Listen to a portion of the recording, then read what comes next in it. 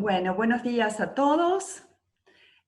Muy felices de presentar nuestro desayuno diplomático de la Unión Europea y Club Europeo del mes de junio. Y hoy tenemos la muy grata presencia de la embajadora de Francia, la señora Claudia Scherer-Efoss, que nos va a hablar sobre Francia en el contexto de la crisis del COVID-19. Después va a intervenir el consejero señor Jordi García Martínez, jefe de política y prensa de la delegación de la Unión Europea, donde va a compartir con nosotros el lanzamiento de proyectos de cooperación para la Argentina. Así que estamos encantados, como siempre, de tenerlos. Espero que disfruten de este desayuno. Desayuno lo llamamos porque, por supuesto, lo hacíamos en forma presencial y ahora tuvimos que cambiar a esta forma virtual. Por la crisis, esperamos poder retomar nuestros desayunos presenciales en breve. Así que bueno, damos comienzo a este evento con la participación de la señora embajadora de Francia, Claudia Scherer-Efoss. Adelante, por favor. Hola, Andrea, muchas gracias por haberme invitado a participar a ese desayuno virtual. Con mucho gusto les voy a presentar la manera como Francia se encaró la pandemia en unos cuantos minutos y con la ayuda de unas láminas que darán unas cifras y unos conceptos que quiero compartir con ustedes. Después de ser uno de los países más afectados de Europa, Francia se encuentra actualmente en el final de un periodo de desconfinamiento o desescalada progresiva del confinamiento de la población de sus 67 millones de habitantes. El presidente francés habló ayer en la televisión era la tercera vez desde el principio de la pandemia para explicar a la población que estábamos entrando en una nueva fase a partir del 22 de junio. Eso empezó en Francia con el primer caso de COVID-19 el 25 de enero, ya hace bastante tiempo. Y Francia, como lo decía, ha sido uno de los países más afectados. El 4 de junio se contabilizaban más de 155,000 contagiados confirmados y más de 29,000 personas fallecidas por COVID-19. El confinamiento fue decidido el 16 de marzo y duró de forma estricta hasta el 11 de mayo. Es la primera vez que una medida como esa fue, por supuesto, tomada en Francia, como en muchos otros países. Y la decisión de imponer la cuarentena fue bien explicada a la población, que era para aumentar las capacidades del sistema de salud y controlar la circulación del virus. Esos dos indicadores fueron claves para seguir la pandemia y saber en dónde estábamos. Esa cuarentena fue aprovechada para aumentar las capacidades del sistema de salud, para comprar más tests y respiradores. Hubo complicaciones, todo no fue muy fácil. Hubo momentos en los cuales se preguntaba uno si el sistema de salud iba a soportar el aumento del número de contagios. También el tema fue la disposición de barbijos quirúrgicos, los que necesita el personal de salud. Ese producto nos dimos cuenta que teníamos un desafío en términos de stocks.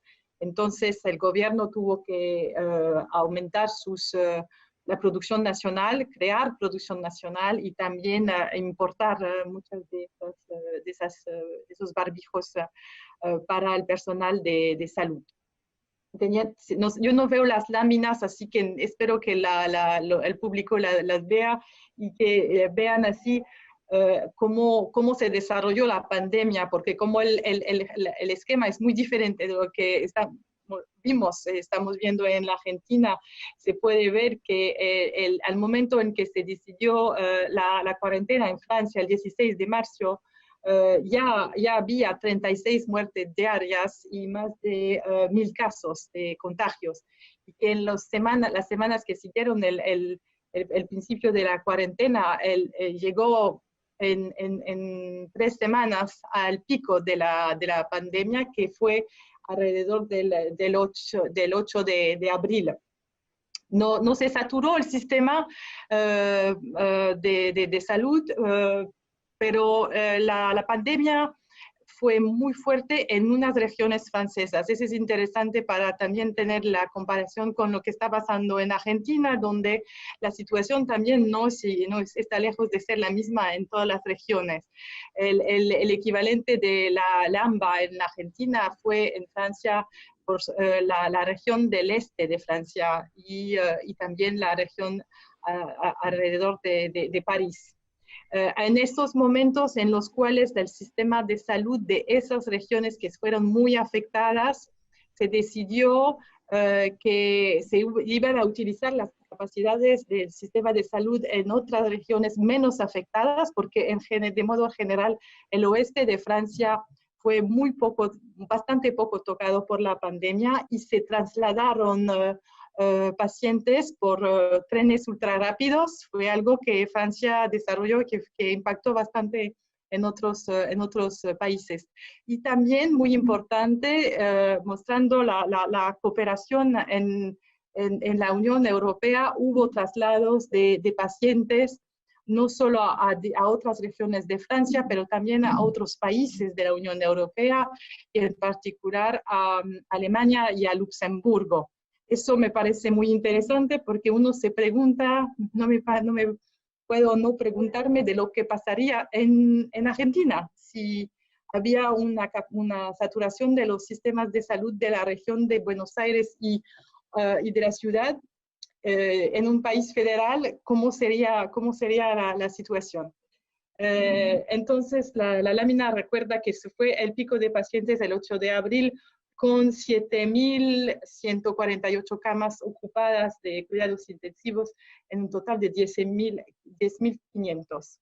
Bueno, ahora, mientras ocurría la cuarentena, por supuesto, la situación económica de todas esas empresas y administraciones bloqueadas, necesitamos ayuda para que la economía no sufra demasiado, y el gobierno francés salió a anunciar muchas medidas económicas y sociales por un monto de más de 100.000 millones de euros.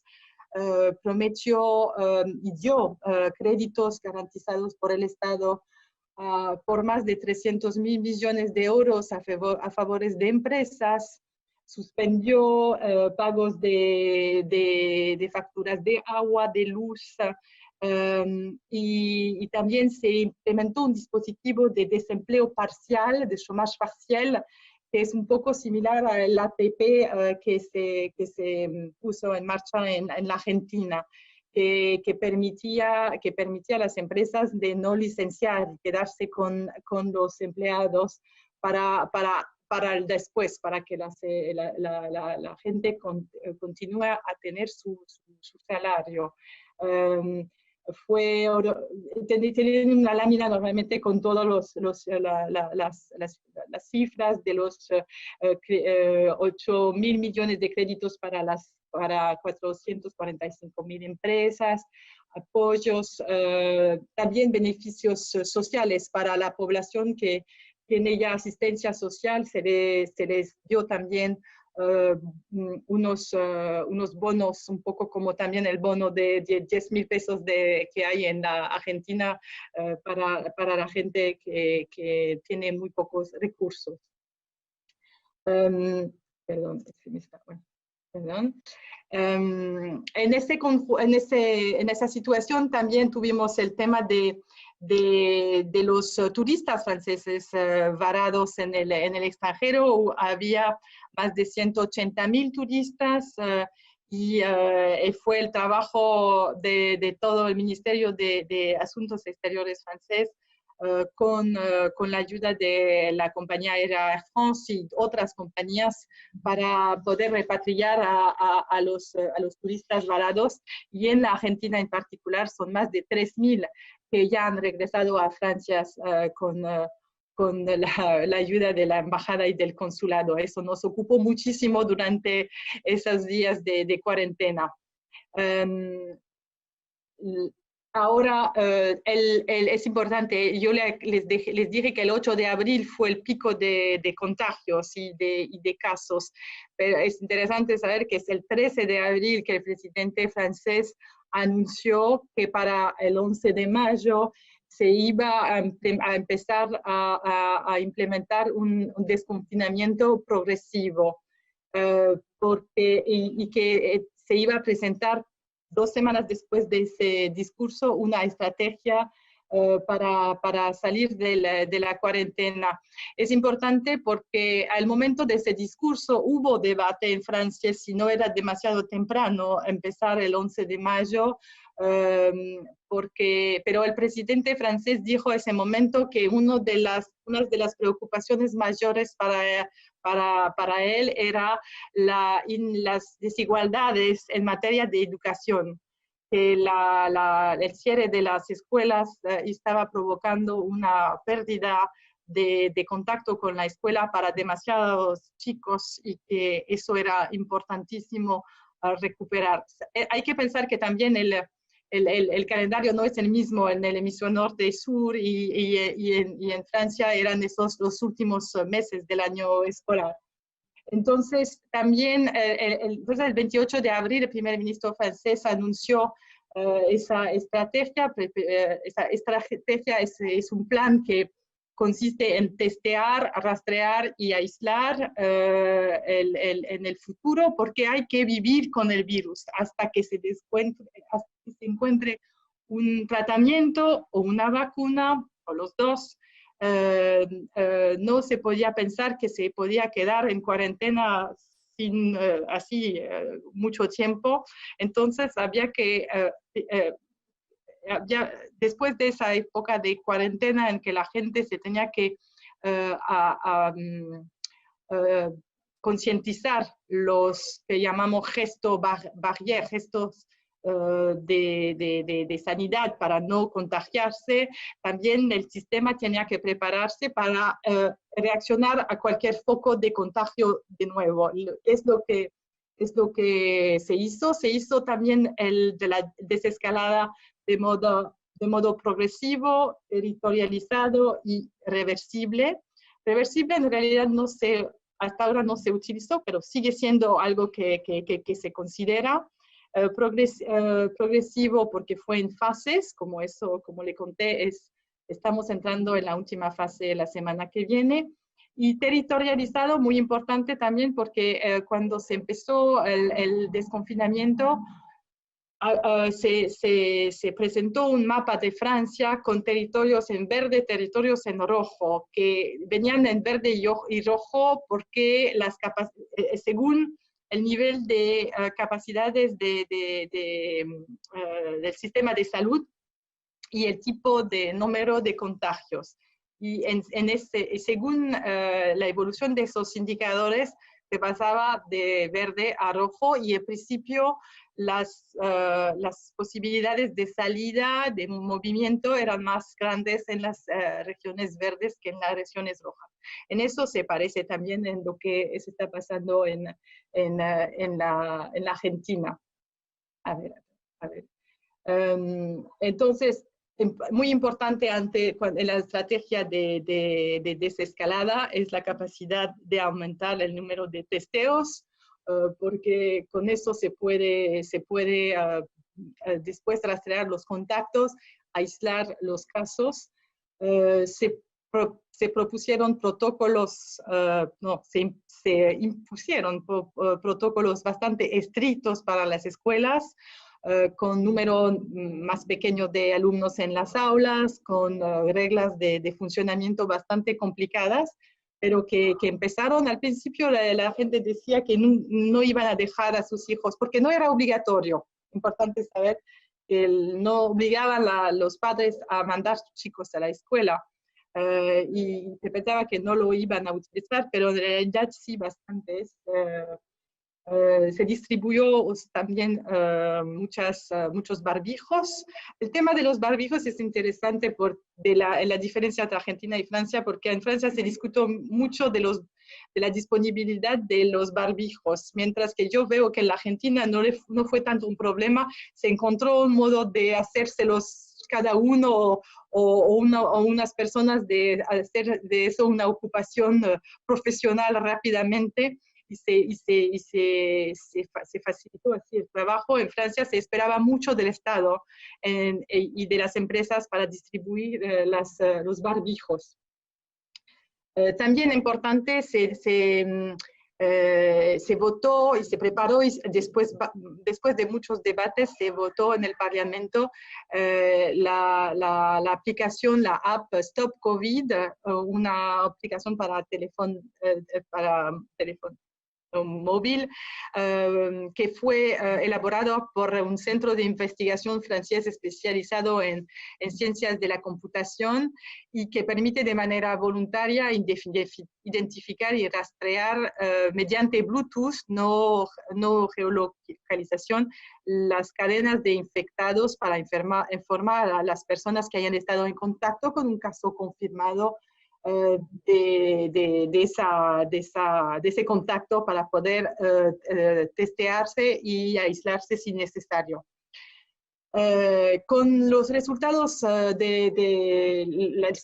como seguían bajando los números y las cifras de contagios, se pudo pasar a la fase 2 de la desescalada el 2 de junio, y ahora vamos a entrar en otra fase el 22 de junio, con la reapertura de muchos lugares donde la gente se encuentra.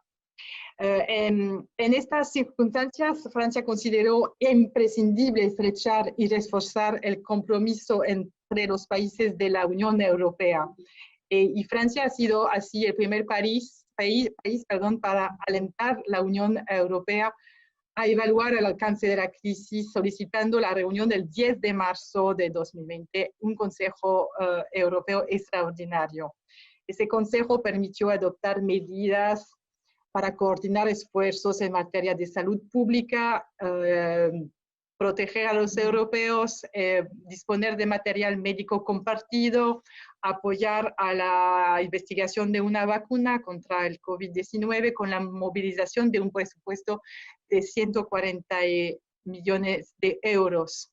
Y también aunar esfuerzos para permitir que los ciudadanos europeos que se encuentran bloqueados fuera de la Unión Europea puedan regresar a sus países. Es importante saber eso, que se prepararon vuelos especiales con ayuda con presupuesto europeo para que regresen los turistas varados. También, bueno, se transfirieron pacientes entre esos países de la Unión Europea, como lo he dicho ya antes. El 18 de mayo, el presidente francés y la canciller alemana anunciaron una iniciativa cuyo objetivo era de reforzar la soberanía sanitaria de la Unión Europea mediante una estrategia sanitaria, creación de un fondo de reactivación económico de la Unión Europea y acelerar la transición ecológica y digital. esa propuesta fue muy importante porque demostró la voluntad de Francia y Alemania, que muchas veces se apoda un motor de la Unión Europea, que cuando Francia y Alemania quieren algo, avanzan más rápido las cosas en la Unión Europea. Eso no siempre les gusta a los otros europeos, pero también tienen que cuando se funciona, es una cosa que ayuda. Y esa propuesta, sobre todo porque la verdad es que mostraba que Alemania estaba lista a que el presupuesto de la Unión Europea sirva para ayudar a los países del sur de Europa que fueron los más afectados por el virus.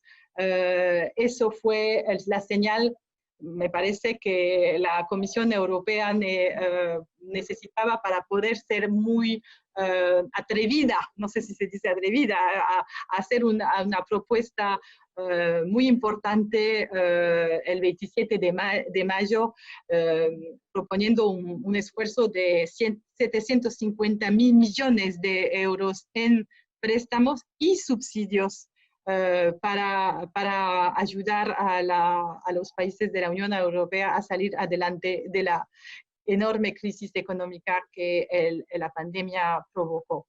Esa propuesta de la Comisión Europea fue muy bienvenida para Francia. Soportamos mucho esa propuesta y hemos defendido que se proponga subvenciones para los países más golpeados por el virus, como Italia y España. Entonces, en la Argentina nosotros tratamos de también aportar ayuda. Estamos trabajando, planificando una donación de equipos médicos para las Fuerzas Armadas Argentinas que nos han pedido ayuda para las estructuras hospitalarias de defensa en contexto de la lucha contra la pandemia. Como tenemos una cooperación muy estrecha con socios argentinos en la ciencia y tecnología, y uno sabe la muy buena calidad de esa investigación en la Argentina, se han lanzado nuevos programas de cooperación científica y para trabajar sobre el tema de la pandemia y intercambiar asistencia técnica. Estamos también en contacto con el Ministerio de Salud para ver cómo podemos también desarrollar proyectos de cooperación hospitalario, sabiendo que ya hay mucho vínculo entre los 12 sistemas de salud que se conocen bien y bueno, hay médicos, aún en el tema de los varados en la Argentina. A cierto momento nos dimos cuenta, trabajando en la embajada, cómo había esos investigadores, esos médicos argentinos que trabajan en realidad en Francia, que tenían que regresar. Se notó mucho durante la crisis de los varados. La crisis del coronavirus exige respuestas locales, regionales y globales. Francia también está promoviendo una respuesta a nivel global, diciendo que solo puede afrontarse esas crisis de modo multilateral y que la vacuna que se va a encontrar debe ser un bien público mundial, que no se tiene que hacer diferencias según los países que puedan pagársela o no. Así que ahora se abre para nosotros una nueva fase. Esperamos que Argentina también rápidamente pueda entrar en una fase con perspectiva de salida del pico de la epidemia, y que podamos colaborar y mostrar solidaridad entre las naciones, en particular entre Europa y América Latina. Gracias. No sé si no me pasé mucho tiempo, perdón. Está perfecto. Muchísimas gracias, señora embajadora. Muy interesante su alocución sobre la crisis, bueno, que nos afecta evidentemente a todos. Y ahora vamos a presentar es decir, va a haber posibilidad de que el público haga preguntas, pero será al final, ¿sí? Así que reserven sus preguntas para un poquito después. Vamos a presentar ahora al consejero Jordi García Martínez de la Delegación de la Unión Europea en la Argentina. Primero vamos a transmitir un video que tiene que ver con el lanzamiento de propuestas a presentar para proyectos de cooperación en la Argentina, muy interesante, y después el consejero García Martínez va a comentar sobre esta llamado a presentar proyectos. Y al cierre sí vamos a poder efectuar las preguntas. Así que ahora vamos a proyectar este video que está presentado por el señor Luca Pierantoni, que es el jefe de cooperación en la delegación de la Unión Europea en la Argentina. Por favor, el video.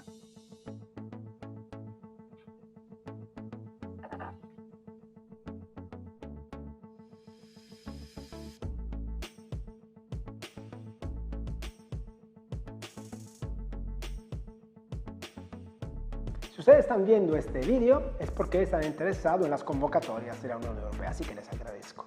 En la Declaración Schuman, en 1950, el ministro francés Robert Schuman lanzó el concepto de la Unión Europea y este año en Argentina celebramos este Día de Europa lanzando 2 convocatorias. Tenemos varios programas de cooperación en Argentina y varios subsidios a organizaciones argentinas que trabajan en el territorio. Vamos a añadir a esas acciones nuevos programas. Hay 2 convocatorias entonces. La primera tiene un enfoque más específico.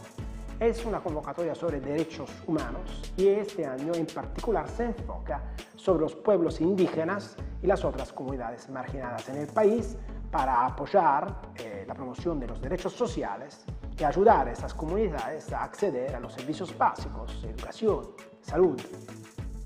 En esta convocatoria sí que vivimos en una situación muy particular en Argentina y en el mundo. Se da este año la posibilidad de una cofinanciación al 100%, lo que no se había permitido en otras convocatorias. Y también esta vez se abre esta convocatoria a varias organizaciones de distintas naturalezas, es decir, no solamente las organizaciones de la sociedad civil, pero también agencias de Naciones Unidas, organizaciones internacionales, agencias gubernamentales a nivel central, provincial y municipal. Otra cosa importante que esta vez en esta convocatoria, diferentemente que los años pasados, se da la posibilidad también de elegir programas con un tamaño un poquito más pequeño, es decir, 200.000 euros es la mínima cofinanciación hasta un máximo de 450.000 euros.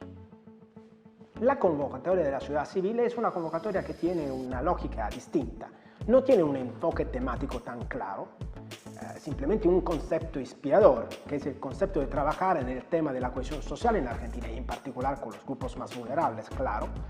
Pero desde un punto de vista de la elegibilidad de las organizaciones, está abierta solamente a organizaciones de la sociedad civil para fortalecer su capacidad de trabajar en el tema de desarrollo sustentable. Organización de la sociedad civil significa asociaciones, federaciones, organizaciones no gubernamentales, universidades. Y claro, partenariados entre estas organizaciones. El tamaño de los proyectos va a ser un poquito más elevado, en un mínimo de 450.000 euros. Pero el concepto va a ser un poquito lo mismo, buscar organizaciones que sepan trabajar en red. Y por eso quiero dejarle con los 3 deseos que tenemos en estas convocatorias, que esperamos poder finalizar por la fin del año. Así que vamos a tener nuevos programas ya en el comienzo del 2021. Los 3 deseos son, primero, que se encoraje lo más posible, que se favorezca el trabajo en red, sobre todo entre organizaciones distintas. Segundo, una metodología que mire al diálogo. Nosotros queremos en Argentina poner las organizaciones argentinas juntas, no dividirlas. Y tercero, y puede ser lo más importante en un año tan particular para todos nosotros, la innovación, una mirada nueva. Y el último deseo, una gran suerte para vuestra participación a estas convocatorias y seguiremos trabajando juntos, unidos en la diversidad.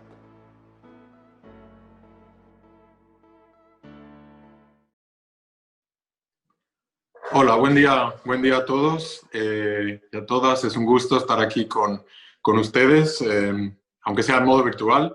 Obviamente estaríamos mejor si estuviéramos todos compartiendo una mesa y unas facturas y unos zumos de naranja, como hacíamos antes en el club italiano, donde teníamos nuestros desayunos. Pero bueno, todo volverá y esperemos que en algún momento podamos volver a hacer estos desayunos como nos hacíamos antes.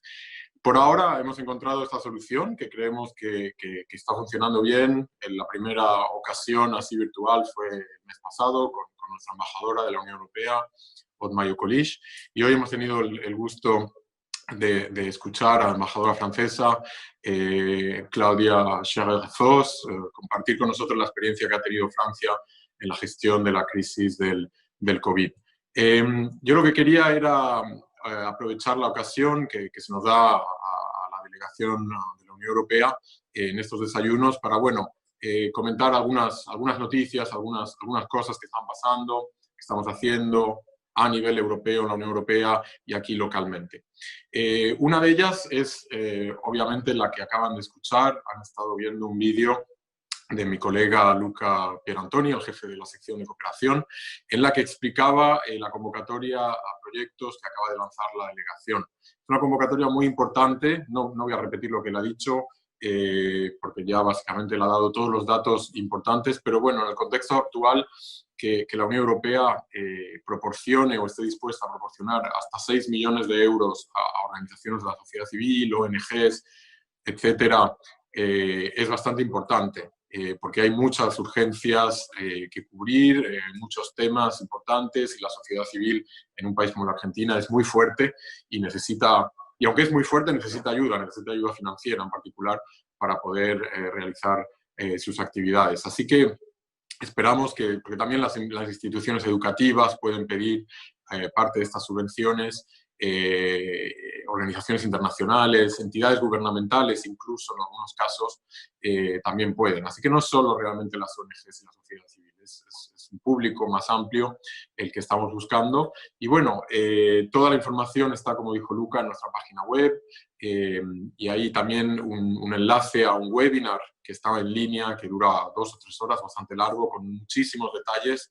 El webinar fue la semana pasada, me parece, pero ha quedado en línea para que aquellos que quieran más información la puedan ver. Y muy importante, la fecha límite, que sí, creo que es el 15 de julio, para presentar proyectos. Así que esperamos tener muchísimas propuestas que evaluar durante el mes de julio y agosto para, hacia final de año, ojalá poder tener ya una serie de proyectos aprobados. Así que bueno, ese era un tema de interés muy directo aquí en la Argentina. Quería mencionar un par de cosas más ligadas tal vez a lo que ha dicho la embajadora y a la gestión que se está dando en Europa de la crisis del COVID. Y es, por una parte, cómo se están abriendo las fronteras. Es un tema interesante y que, bueno, puede tener también mucho interés para todo el tema de varados, personas que quieren volver a Europa, a personas que más adelante quieren visitar Europa, incluso como turistas, ¿no? Porque hoy en día no es posible. Hoy en día un turista, alguien que quiere ir de turismo de Argentina a Europa, no es posible. Hay vuelos de repatriación, pero no son para hacer turismo, son para gente que quedó aquí bloqueada y necesita volver a sus hogares, a sus trabajos. Pero en algún momento los vuelos, digamos, normales van a retomar dentro de un tiempo, y la Unión Europea se está preparando para esto. Y lo que la Comisión Europea propuso es que desde el 15 de junio, o sea, desde ayer, las fronteras internas entre estados de la Unión Europea, del espacio Schengen en particular, se abran de nuevo. O sea, que el movimiento entre países de la zona Schengen sea posible. Y vemos que, bueno, es casi ya el caso para casi todas las fronteras. Quedan algunas excepciones que van a abrirse en los próximos días, pero en general podemos ver que la desescalada que mencionaba la embajadora ha llevado ya a una apertura de fronteras. o la va a llevar dentro de poquitos días. Así que eso es una buena noticia para el espacio Schengen y para la libertad de movimiento, que como saben es uno de los grandes pilares de la Unión Europea, el poder circular libremente entre los países. Luego está el tema, que es un poco más complicado, de la apertura hacia afuera, ¿no? Hacia afuera del espacio Schengen. Y ahí la Comisión Europea lo que ha propuesto es que a partir del 1 de julio se empiece a hacer una apertura por fases, examinando antes la situación de los países con los que se abren las fronteras. La primera propuesta de la Comisión ha sido de abrir con los países de los Balcanes, Serbia, Montenegro, Kosovo, Bosnia, porque son países donde la situación sanitaria es bastante buena, no han tenido muchos casos de COVID y además son países con los que la Unión Europea tiene una asociación muy estrecha, son países candidatos, casi todos, a entrar en la Unión Europea. Así que se empezaría con esos países. Y luego la propuesta de la Comisión es que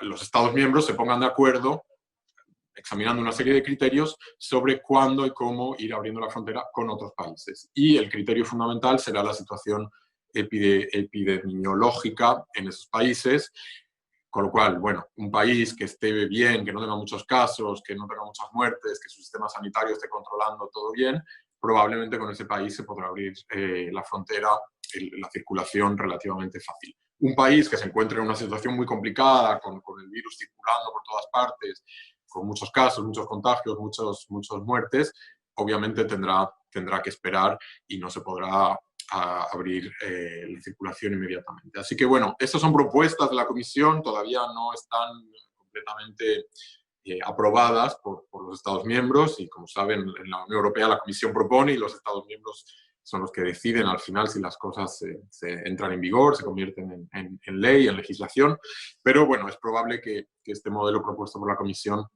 sea el que se use en los próximos meses para ir, bueno, abriendo las fronteras progresivamente. Iba a mencionar, pero lo hizo la embajadora, este plan de recuperación tan importante que surgió, digamos, de una idea, de una propuesta franco-alemana y que luego la Comisión puso en una serie de propuestas. Por una parte hay un presupuesto de la Unión Europea para el periodo 2021-2027 de 1,1 billones de euros, muy ambicioso, pero luego además hay un nuevo fondo de 750.000 millones de euros, que es nuevo y que es para realmente ayudar a Europa a recuperarse tras esta crisis del COVID. Y lo que es muy nuevo ahí es que hay 250.000 millones en préstamos, pero hay 500.000 millones en subvenciones. Y esto es nuevo, y esto es un tema muy caliente, vamos a decir, en la Unión Europea, incluso un poco controvertido. Hay países que se resisten un poco, hay países que son muy favorables a este tipo de ayudas, y todavía hace falta que haya un acuerdo de todos los países y para ello va a haber una serie de cumbres estas próximas semanas de los primeros ministros, de los presidentes europeos para ponerse de acuerdo sobre esto. Pero bueno, nosotros como Unión Europea, como Comisión Europea, confiamos que puede que las cifras cambien, sean un poco diferentes, pero que en sí la idea de crear estos fondos de recuperación sea aprobada y podamos ver esta ayuda fluir lo antes posible. Y luego el último tema que quería mencionar, y es un tema, vuelvo a lo local, a lo que nos interesa aquí cerquita en Argentina, es que, como saben, y hemos hecho mucha promoción también en estos desayunos, la delegación de la Unión Europea, junto a las embajadas de casi todos los Estados miembros aquí presentes en Argentina, organizamos un encuentro de cine europeo cada año. El de este año comenzó realmente a finales del año pasado, a final de 2019, aquí en Buenos Aires, y luego fue circulando por varias provincias del país, hasta que llegó el COVID y obviamente a mediados de marzo, creo que cuando iba a ir a Tucumán, yo por ejemplo estuve en Resistencia, en el Chaco, a principios de marzo, justo antes de que todo se bloqueara, para la inauguración del encuentro allí en Resistencia, y creo que fue el último evento que tuvo lugar de manera presencial en cines, porque luego tuvimos que suspenderlo, obviamente, por el COVID. Lo que hemos hecho desde la delegación y con la ayuda de las embajadas es poner buena parte de este encuentro, de estas películas, en línea. Y estarán disponibles hasta el 25 de junio Para ver toda la información han de ir a la página web cineueargentina.com. Ahí está todo explicado, el programa de películas, cómo hay que inscribirse. Y básicamente es un poco como comprar un billete, una entrada para ir al cine, ¿no? Es como, hay incluso aforo, no puede haber más de cierto número de personas viendo las películas. Así que es importante inscribirse, ver las que están disponibles, aún quedan hasta el día 25 de junio. Y además, para acompañar no solo la proyección de las películas, sino, bueno, ir más allá y tener charlas, discusiones sobre el cine europeo, estamos organizando también charlas virtuales con críticos de cine, personalidades ligadas a la cinematografía. Y mañana hay una, mañana día 17, mañana es 17, sí, 17 a las 7 de la tarde, sobre cine independiente español en torno a la película Julia East, que es una película que está en el catálogo de las películas que se pueden ver. Así que también hay que inscribirse por la misma página que he mencionado, cineueargentina.com. También en nuestro Twitter pueden ver cómo hacerlo. Y bueno, suelen ser charlas muy interesantes para quien sea cinéfilo y le guste el cine, les recomiendo que las sigan. Así que, bueno, esas eran un poco las noticias que quería dar desde la delegación y dispuesto a responder si hay alguna pregunta o algún comentario. Gracias Andrea y gracias embajadora de nuevo. Gracias Jordi por tus comentarios. Bueno, siempre es bueno conocer el día a día, ¿no? de las acciones de la Unión Europea en el país, que son muchas y muy variadas y obviamente también incluyen el tema del arte, ¿no? Como puede ser el cine en este caso. Yo le voy para iniciar las preguntas, yo personalmente, si me permite, a la señora embajadora, le quiero formular una pregunta que tiene que ver con cómo ve usted el futuro de la Unión Europea como unión en sí misma y en general el futuro de lo que es el multilateralismo en esta situación tan particular y en donde todo es un poco cuestionado, ¿no? Usted ve al multilateralismo como una solución, digamos, como una forma de salir de la crisis, o lo ve con posibilidades disminuidas. Bueno, es verdad que a estos últimos años ha habido el multilateralismo ha recibido varios choques y se ha podido cuestionar, pero para Francia es realmente únicamente con el multilateralismo que podemos encarar el futuro e imaginar un futuro positivo, porque un mundo gobernado por estados que cada uno va por su cuenta y es el más fuerte que gana, es algo que pasó que ocurrió en la historia y sabemos a lo que nos llevó a situaciones muy graves. Así que Francia inició con Alemania también otra vez una alianza por el multilateralismo, notablemente. Francia siempre es considera que las Naciones Unidas es el organismo multilateral sumamente histórico y muy importante. Francia es miembro del Consejo de Seguridad y ahí quiere tratar de que se trate de los temas importantes en temas de seguridad nacional.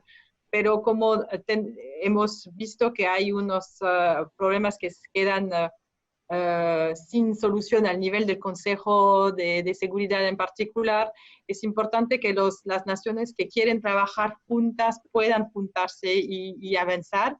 Y la Alianza por el Multilateralismo es eso, es una reunión de estados que promueven trabajar juntos para encarar problemas que tienen que solucionar al nivel global. y eso lo hemos utilizado esa alianza también para promover acciones multilaterales en el tema de la reacción al COVID-19 en particular. Bueno, muchísimas gracias.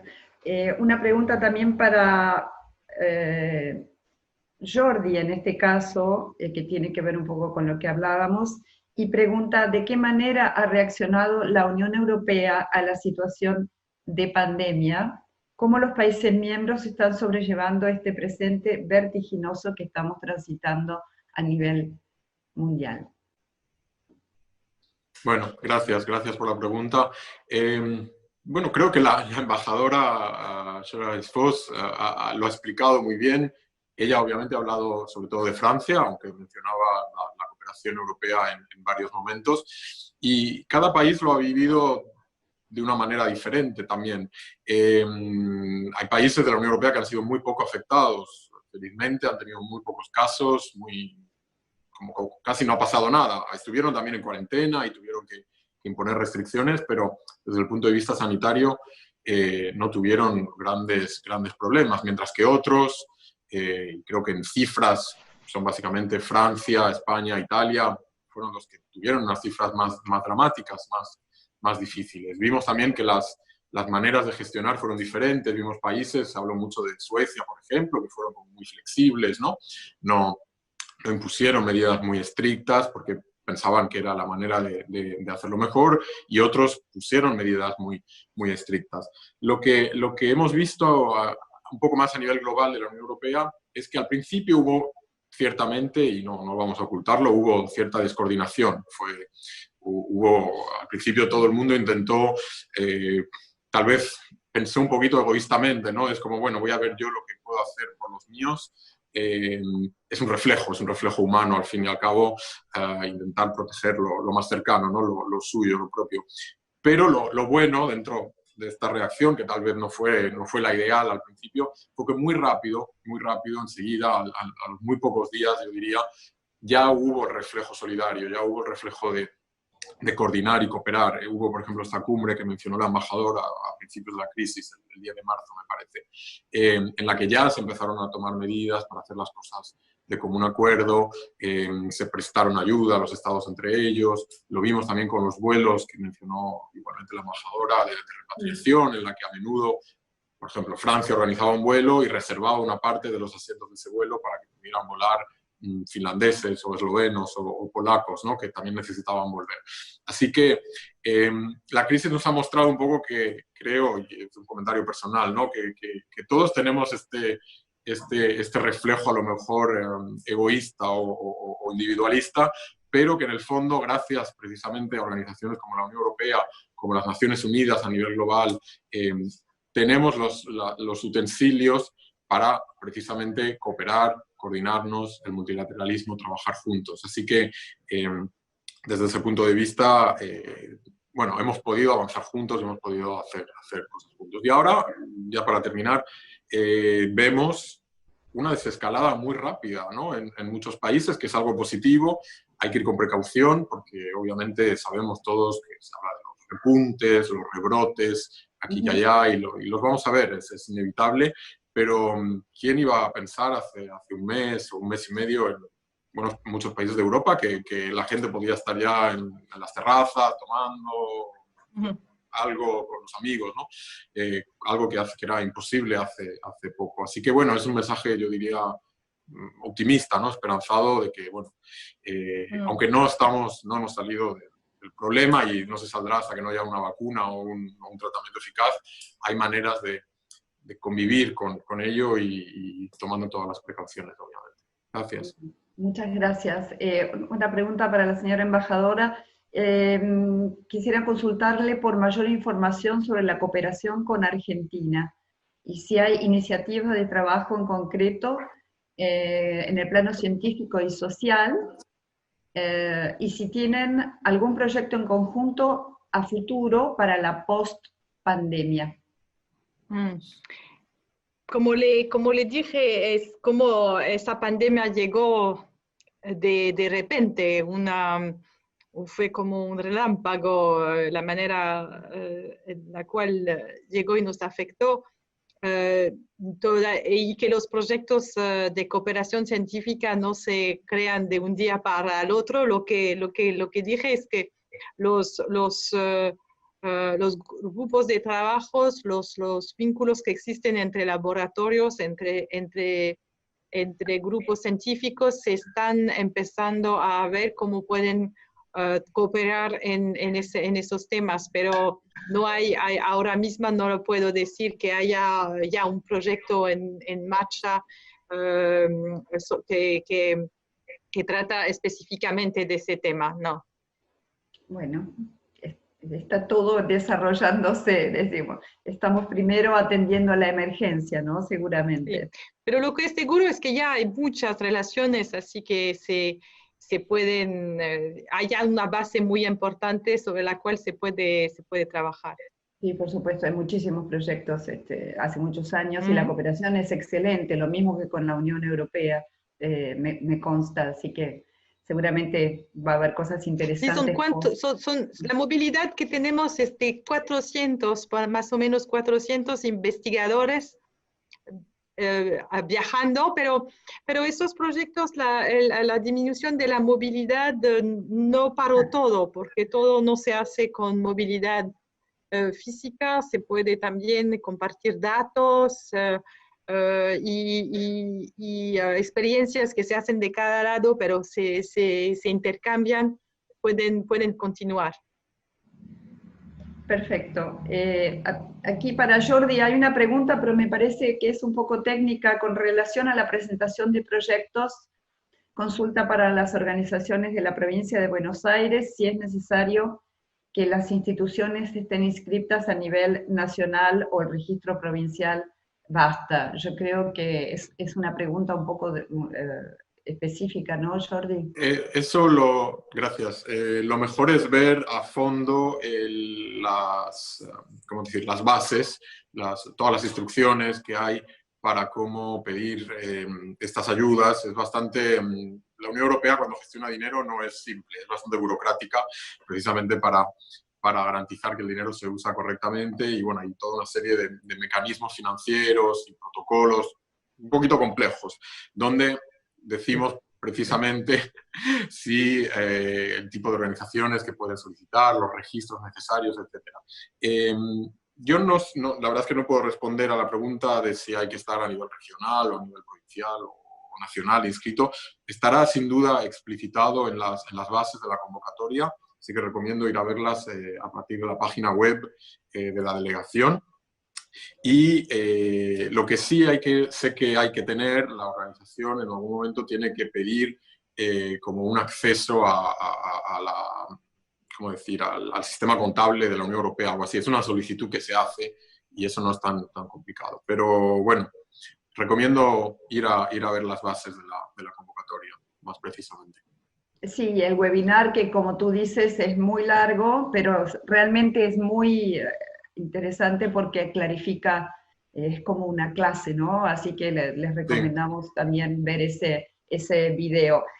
Aquí hay una pregunta, pero me parece que ya un poquito la hemos contestado. Esta pandemia, si puede significar un paso más hacia un proceso de desglobalización, ya que dio sus primeros signos de comienzo con la llegada de nacionalismos y la apelación al Estado soberano. ¿Piensan que sería efectivamente posible que las estructuras internacionales se erosionen o es una visión distópica esta que estamos comentando? Hay varias cosas en la pregunta. Una es la desglobalización. Es verdad que hay una tendencia en los países europeos y en Francia también de ir para privilegiar lo hecho en Francia, ¿no? O la industria francesa, como aquí también se habla mucho de industria argentina. Y también la pandemia, bueno, puso de manifiesto la vulnerabilidad de cadenas de abastecimiento de unos productos estratégicos. Entonces, más bien que pensar se desglobalice todo. Creo que quizás lo que va a ocurrir es que se va a pensar un poco más en el carácter estratégico de los que se está deslocalizando o no. Aún pero al nivel europeo es algo que promueve Francia, que la Unión Europea tenga más soberanía sobre los productos que son estratégicos para ella. Eso es mejor al nivel europeo que al nivel nacional. Definitivamente es esto que promueve Francia. Y un mercado interior más integrado y la voluntad también de poner nuestras fuerzas en conjunto para tener competidores a nivel internacional que sean europeos, porque la competición internacional va a seguir, Estados Unidos contra China y todo, y la Unión Europea, los países de la Unión Europea tienen más fuerza cuando están unidos. Eso me parece es lo que tenemos que hacer. Bueno, muchas gracias. No, usted habla y yo pienso en el acuerdo Unión Europea-Mercosur. ¿Qué opina usted de este desafío en un momento tan complicado, ¿no? Que ya iba a ser un poco complicado implementarlo. ¿Qué opina usted del futuro de este acuerdo? El futuro del acuerdo depende de muchos países, del lado de la Unión Europea y del lado del Mercosur. Se ve que hay los intereses de cada país, de cada bloque, van a tener que estar representados. El tema de que el comercio internacional fue algo que desarrolló mucho al mundo, eso no me parece que haya sido comprometido con la crisis. Se vio que había unas vulnerabilidades, pero también salió el comercio internacional, la globalización salió de pobreza muchísimos. Se ve ahora mismo cuando se ve que África, por ejemplo, con el comercio mundial paralizado, sufre muchísimo también, porque se fue integrando al mundo. Así que tendremos que tener en cuenta las preocupaciones de cada uno de los países para poder avanzar con la concretización del acuerdo en los próximos meses y años. Bueno, un gran desafío para todos. Muchas gracias por su respuesta. Una pregunta para Jordi. ¿Cuál va a ser la postura de la Unión Europea frente a las críticas hacia la Organización Mundial de la Salud? Y si consideran que es un organismo que hay que repensar o reformar eventualmente. Bueno, yo personalmente no soy un especialista en temas de salud y de cooperación sanitaria a nivel mundial. Lo que sí sé es que, pese a que, bueno, durante la pandemia desde lugares diferentes se ha criticado ciertas acciones, ciertas maneras de trabajar de la OMS. Yo sé que nosotros, como Unión Europea, el alto representante, que es como nuestro canciller, Josep Borrell, ha hablado en público a menudo apoyando a la OMS y apoyando la necesidad de trabajar juntos. Puede que haya habido cosas específicas en las que se hayan podido hacer mejor las cosas, pero lo que la crisis demuestra es que una organización como la OMS es más necesaria que nunca. Así que uno puede repensar sus maneras de funcionar, ciertas cosas, pero el hecho en sí de que haga falta una organización como esta no está puesto en duda. Y sé que recuerdo hace unas semanas cuando Estados Unidos, el presidente de Estados Unidos declaró que iba a dejar de cooperar con la OMS y de financiarla, la Unión Europea sacó una serie de comunicados y declaraciones apoyando mucho a la OMS. Así que nosotros desde la Unión Europea, y siguiendo esta línea del multilateralismo que tanto ha mencionado la embajadora hoy, no podemos más que apoyar a la OMS. No sé si tal vez la embajadora puede dar también la visión desde Francia. Sí, sí, seguramente la necesidad de tener una organización donde se juntan las naciones para intercambiar información, um, uh, cooperar y colaborar es muy importante, y los defectos de una organización internacional son a veces los defectos que las naciones ellas mismas pusieron para no darles a las organizaciones las capacidades de tener más fuerza, ¿no? Pero, y no es porque no haya cosas que criticar, que hay que decir que ya no se necesita una organización como esa. Nos parece muy importante que sigamos cooperando con la OMS y que se le dé los medios financieros para hacer su trabajo.